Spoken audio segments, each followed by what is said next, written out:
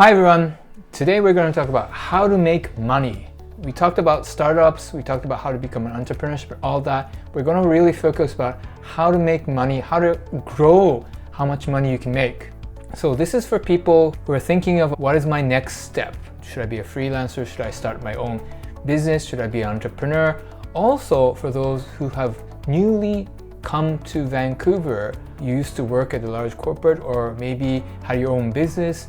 Now you're in a different location. How do you build your business? How do you build your career? How do you get more money in this region that you don't have that much connections or experience?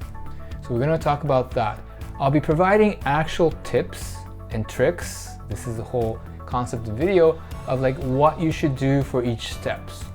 And for the steps, I'll put 4 steps of how to increase how much money you can gain.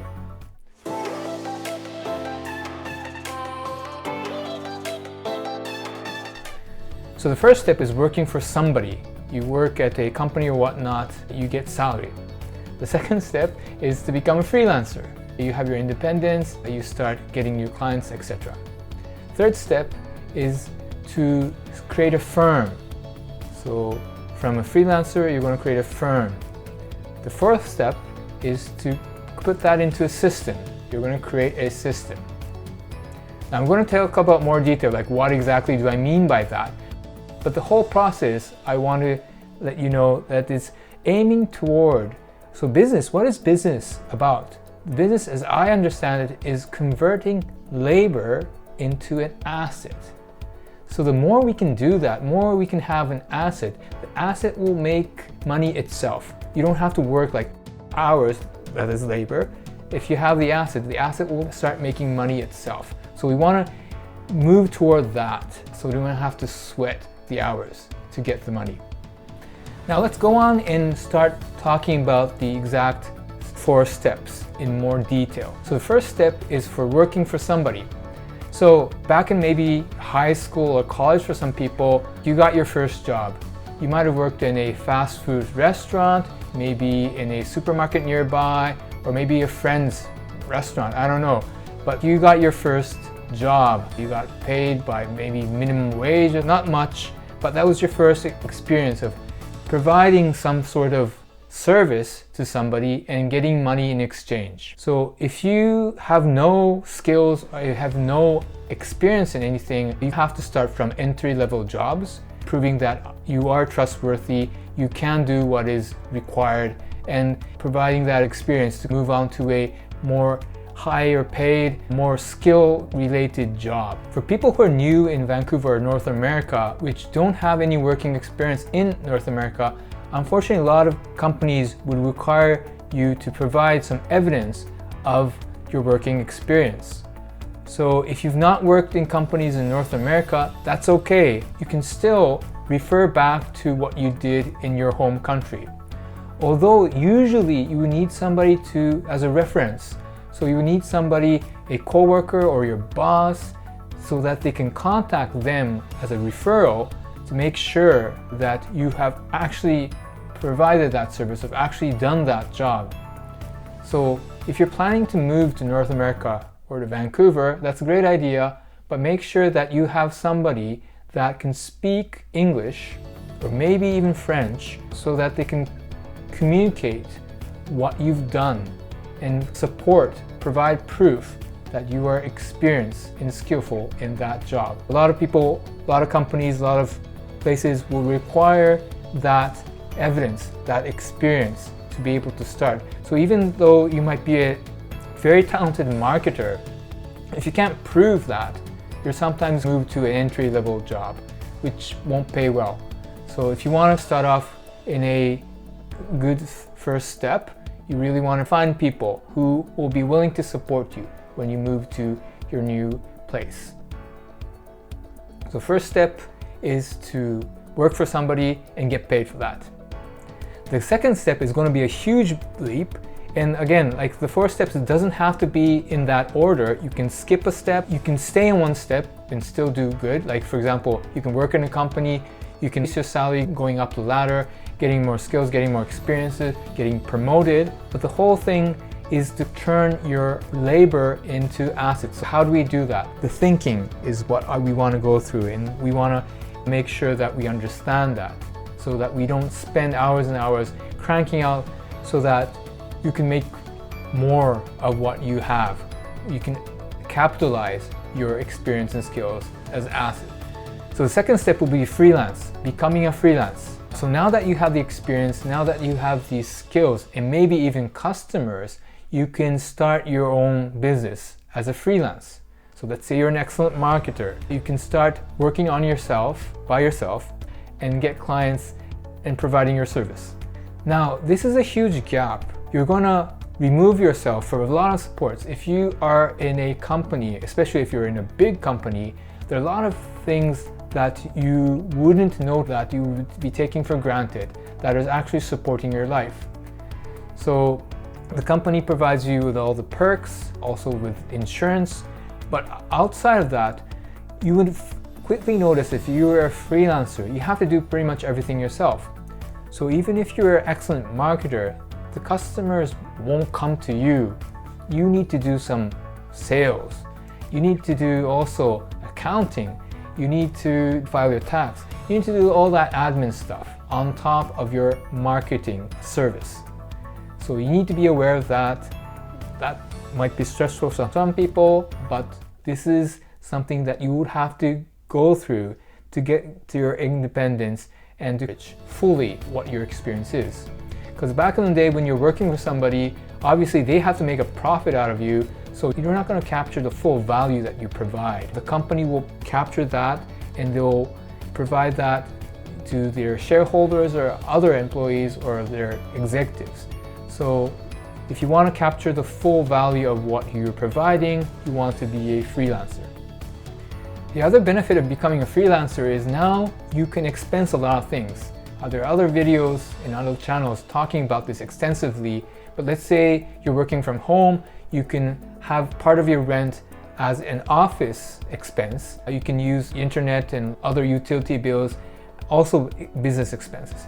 So there's a lot of things that you can now expense to lower your living cost. So that's a huge benefit, and you can avoid tax. You can adjust it in a way that you don't get taxed fully. So there's more freedom to adjust how much income you get, how much tax you can pay, and more independence in general. So that's the second step, becoming a freelancer. The third step is creating your own firm. So back to the example of being a market expert, now you have your clients, now you're getting more jobs and projects going on. You suddenly notice that you have a capacity limit. You can only work 24 hours a day. You can't do more than that.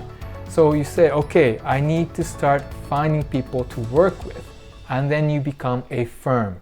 So you have other marketers that can do part of the job or would provide some complementary skills. Let's say you're a marketer, but your expertise is in digital marketing, whereas some clients would require a mix of digital marketing and traditional marketing, like billboards and whatnot. So you might want to bring in somebody who is good in the traditional marketing. So as a team, you can provide a more holistic service to the client.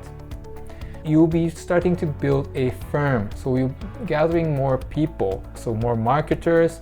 Maybe you'll have an accountant to take care of the bookkeeping and tax filing. You might have salespeople. So you start building a firm so that the full function that as a company you need will be fulfilled within the organization.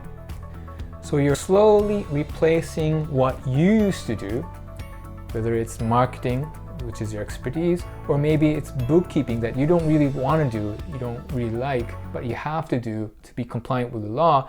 You'll be replacing that with other people, other marketers, or maybe an accountant, a CPA. So while you do that, you're freeing yourself for the actual labor.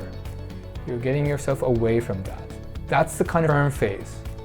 You're now have more room to do other business activities. You're not in the day-to-day nitty-gritty actual, like providing slides to pitch to the client and all that. You're moving yourself, you're freeing yourself from that. So that's the third step of creating a firm. Now the fourth step, which is the last step on this process, is creating a system. So this is the final step, as in you're converting, again, labor into assets. That's what is called creating business. So you used to work for hourly, but eventually you want to create an asset, and the asset itself should generate money. So now you have a firm, or you have a basic team that is working on a service.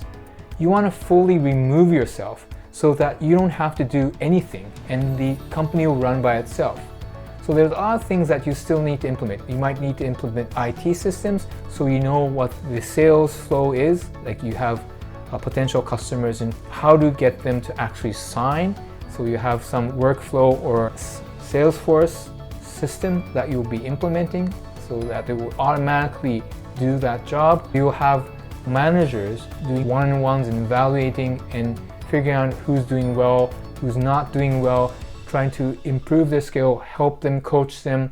You would have managers so that you don't have to do that. So you'll be implementing all these functions, whether it's IT systems or whether it's people that are actually doing it. You're converting what you used to do, what your processes was, into more of a system. So now you're completely removing yourself from the company. You basically don't have to do anything. You can go visit your friends or go lie at the beach, have some drinks. You don't have to worry about anything. The whole company will run by itself. And this is magical. So the sales function will do their job. The marketing function, which is creating the main part of the value, providing marketing services for all the clients, will be doing their job. The back office, the HR, the accounting, they'll be doing their job. The managers making sure that the procedures are kept so that there's nothing that will be against, nothing with compliance, nothing that will be done illegal. There will be no irregular activities going on in the company. So there will be systems implemented so that everything will be in check, that will be running smoothly. No errors. If errors, there will be a process that will kind of fix that. So everything runs by itself. Now, what you originally used to do, labor, you did marketing, you spent hours creating the slides, you created the ads, copywriting, all that, which you did as a marketer. You have turned that into an asset. All your knowledge, all your skills are now into an asset. The asset itself will run by itself. It will start generating money. So you're completely free. You can do whatever your 24 hours. You can go on doing another business, or you can spend time with your family or your friends. It's up to you. But with that, originally, like how much money you can gain for the first step, how much money can you get per hour? There's a ceiling to that. There's so much that you can do. Like nobody will pay you $1 million per hour on what you do. There's a limit as a marketer. But if you could convert that into an asset, the limit is suddenly gone. Now that you've turned your skills and experience into an asset, there's no limit. There's no hour pay, how much pay you receive per hour anymore. You don't have to think of work in that way. The asset generates. So you can think, okay, how big do you want the business to be? Do you want it to be a 100 people business and like a 100 size business? Or do you want to keep it relatively small so it'll be more simple, more easy to oversee?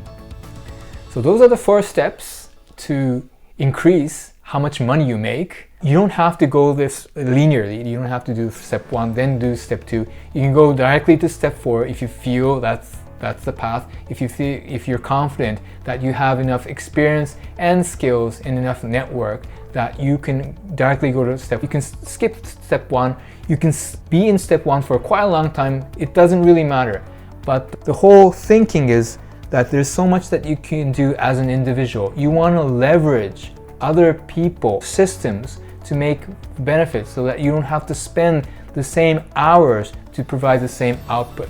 You want to slack. You want to spend less time to provide the same output and then make more money. I hope this video is useful. If so, please hit the like button. Please subscribe. I produce a lot of videos around startups, how startups work, how to get finance, how to talk to VCs, whatnot. So if you're interested in that sort of contents, please subscribe. Also, I'll be producing more videos around that. If there's anything that I should be covering, please write it in the comment section. If there's anything that I've missed on this topic, or if you disagree or you have any opinions around this, like how to make more money, please write in the comments and maybe I can follow up with another video. Thank you for watching the video to the very end, and I hope to see you soon. Bye.